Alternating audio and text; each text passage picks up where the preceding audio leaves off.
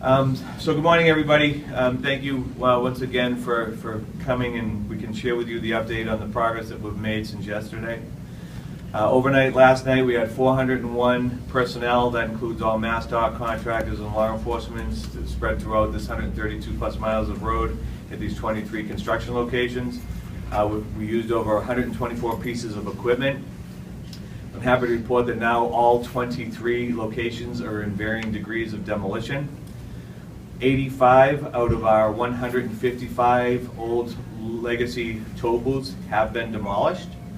I know and I appreciate the coverage on the traffic volume piece. We've seen an increase today of anywhere between 3 to 6% as compared to yesterday.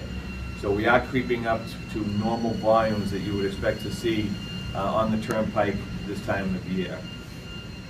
A little bit about travel times, though.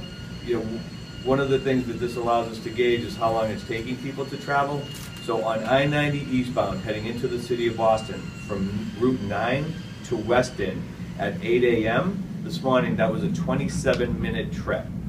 Last Tuesday, before we started this process, that same trip on that same stretch of road at the same time was 36 and a half minutes. From Weston to Alston, this morning at 8 a.m., that was an 18-minute drive.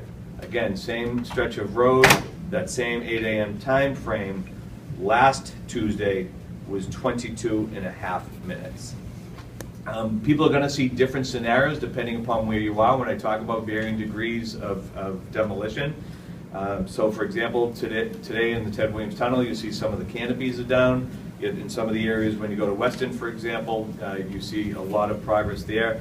We're very pleased with the milestone that we reached in Weston, where you have at I-90, both east and westbound, traffic is now on newly paved road through the center of what was traditionally a toll plaza. So we're very excited about the progress that we continue to make, but I do have to give credit where it is due. The driving public has really heard our message. So people have absolutely changed some behaviors. They're leaving at different times, and I think that is allowing us to continue to trend ahead on our schedule to make sure that we have all final road alignments accomplished by November 22nd. So they're the true warriors in this thing. We recognize that it's inconvenient when we ask people to change their schedule, take public transportation, maybe a different schedule in work as well. So, but it appears, at least as of now, that this is beginning to pay off. But I do want to stress, nobody here at MassDOT is taking any victory laps. We're glad that we're happy that we're making the progress we're making, but we know that this is a marathon, it's not a sprint. There is a lot of work left to be done.